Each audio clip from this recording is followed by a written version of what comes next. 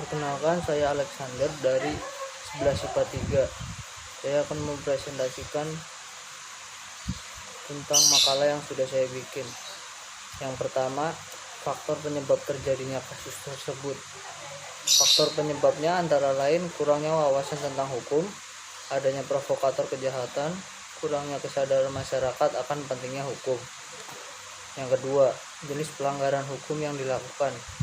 Jenis pelanggaran hukum yang dilakukan antara lain ada pelecehan seksual, ada terorisme, pemerasan, pemerkosaan, pencurian, pembunuhan, dan korupsi. Yang ketiga, ketentuan perundang-undangan yang dilanggar. Ketentuan perundang-undangan yang dilanggar ada dari Tata Urutan Perundang-undangan Negara Republik Indonesia yang diatur dalam Ketetapan MPR nomor 3/MPR/2000 tentang sumber hukum dan tata urutan peraturan perundang-undangan yang meliputi Undang-Undang Dasar 45, yang kedua TAP MPR RI, yang ketiga undang-undang, yang keempat peraturan pemerintah pengganti undang-undang, yang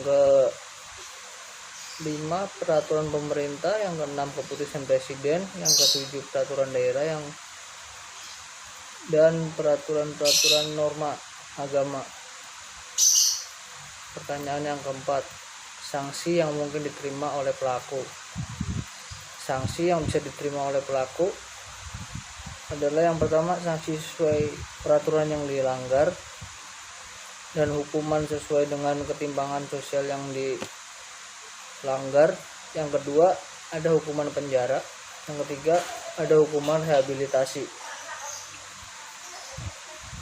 Yang kelima, solusi untuk mencegah terulangnya kasus tersebut. Solusinya agar tidak terulang terjadinya pelanggaran hukum, menurut saya ditambahnya relasi dengan wawasan perhukuman. Yang kedua, ditegaskannya hukum di Indonesia. Yang ketiga, wawasan tentang pelanggaran hukum harus diberikan sejak dini. Yang keempat, rasa toleransi kepada orang lain. Yang kelima, menjadi orang yang bertanggung jawab dan tidak melanggar hukum. Sekian presentasi dari saya, terima kasih.